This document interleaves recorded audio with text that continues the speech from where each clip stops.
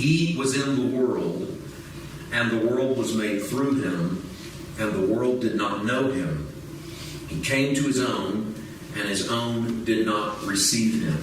The great tragedy of the physical Jesus is that he came to the people which he had made on the planet that he had made, and the creation that he had made and that he loved did not recognize him as creator. That's the tragedy of the physical Jesus. We think of the physical Jesus and the tragedies associated with him. We think of the cross. How could we put the physical Jesus on the cross? Long before we get to the cross, Jesus is already rejected. The cross is the culmination of his rejection.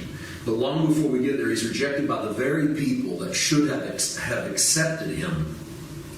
And the reason why they missed him, and I want to dwell on this for a little bit and do a little teaching out of the gate, because I have had a tendency to be very hard on the people that miss Jesus and say, how could they be so stupid? How could you miss this man? He's raising the dead, and he's opening the eyes of the blind, and he's feeding the hungry, and he's compassionate, and he's loving, and he's gentle. What more would you want out of God than this guy? Well, I'm 2,000 years on the other side of the cross and the resurrection, and I'm looking at it through the eyes of church history, and I'm looking at it through the lens of my own heritage and my own raising, and I'm not looking at it through their heritage and their lens and their raising, and that's why we miss it. And that's why we ought to be a little more.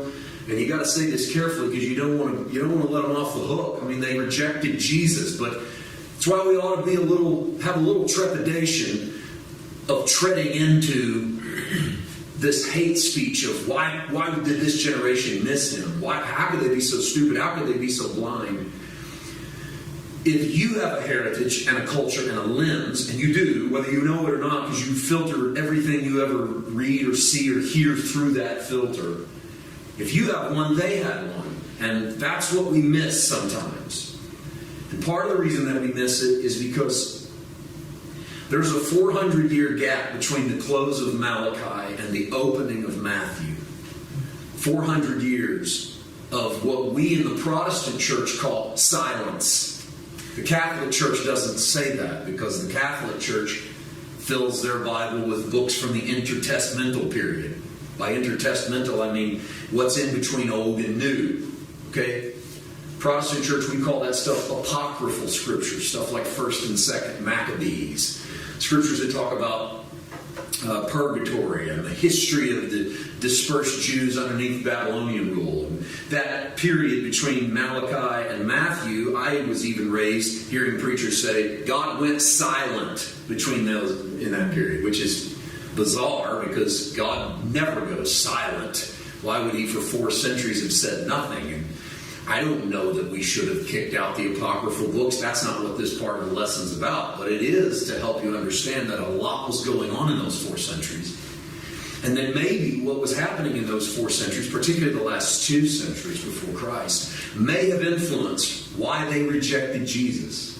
Let's think about this for a moment. About 170 years in front of the birth of Christ, the land of Judea goes through what is, in some terms, a theological civil war. Now, to think about how fresh this would have been on the minds of the people in Jesus' day, that's about as far back as the American Civil War to us. Now, most of us know of the American Civil War what we read in textbooks or watched on a documentary. But the Civil War and its repercussions are very much alive and well. And I see that, especially having not lived in the South my whole life, and now moving into the South. I don't know if you're raised in the South, if you see it, but the repercussions of Civil War are still very much alive and well in America, whether it's on the West Coast or where I was raised in the Midwest or now living in the South. So while we may not know the details, the ins, the outs, the dates, the generals, the battles, we're very affected by it. I say all of that because that's about how far back the incident that we call Hanukkah. We don't really call it anything in the Christian church. We don't know why Jews get 8 days of gifts. We get 1. That's kind of the only thing I ever heard. Is like they get 8 nights where they get all these presents, and we get 1 day of presents. I didn't know anything about Hanukkah. So you go study that incident, and I think that incident, if anything else, might be the influencing factor in why Judea misses Jesus, is because about 170 years before Christ, Judea gets into this sort of theological civil war, this pulling apart of the ideology of Judaism. And on one side of the aisle, you have Torah-abiding Jews. Okay? Jews who think that the Torah is the end-all and that you should be following Torah. And on the other side of the aisle, you have Hellenized Jews, Greek-influenced Jews, fresh off the heels of the conquerings of Alexander the Great. And these Hellenized Jews have secularized Judaism for all intents and purposes. So this is a battle, and theology always battles on the ideological grounds. Okay? And the Hellenized Jews, actually under the leadership of the Syrian leader Antiochus Epiphanes IV, they start putting up idols in the temple, and they even offer up pigs on the altar. And I mean, it's almost like a complete backlash against Torah. And so you've got this massive battle going on, and the secular world, the Syrian Empire, backs the Hellenized Jews. And so now you have the nation, the empire, fighting against this small minority of Torah-abiding Jews who are really just trying to do the right thing in the eyes of God.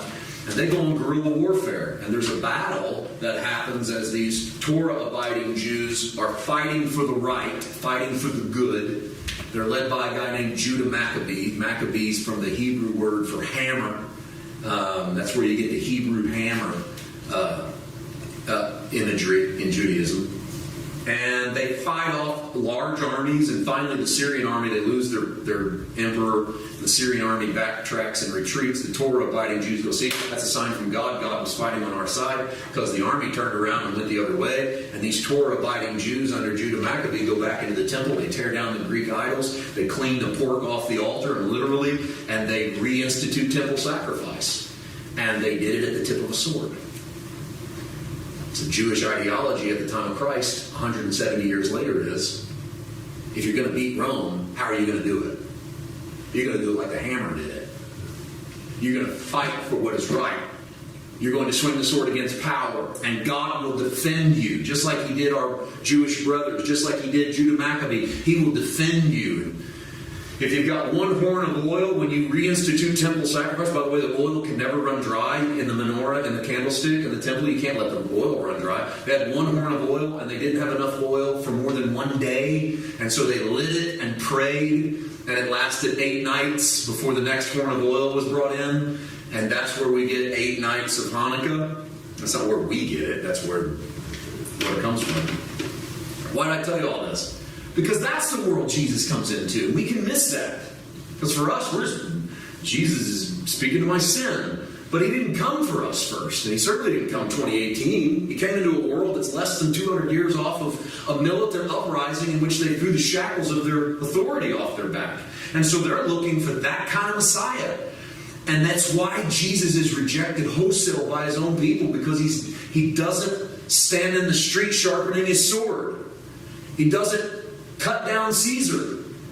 He doesn't talk about military oppression. He distances himself from ideological politics. The closest he gets is a man comes to Him and says, should we give taxes to Caesar? And Jesus says, show me a coin. Whose picture's on it? Caesar. Give to Caesar what belongs to Caesar. Give to God what belongs to God. That's a great answer. It's a separation of church and state answer. He's way ahead of his time on that one, by the way.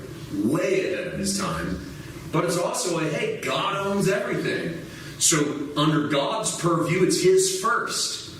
But if Caesar's in power and demands that, give unto him what is his. It was a brilliant answer. The crowd missed it. Most of human history missed it until the Great American Experiment. When somebody dared to write down there should be a wall of separation between church and state. That took 1,790 years for someone to write down after the time of Christ. The man's ahead of his time. He's not anti-military, but he's not pro-swing the sword. And so we don't see a militant Messiah. And that's what Israel's waiting on.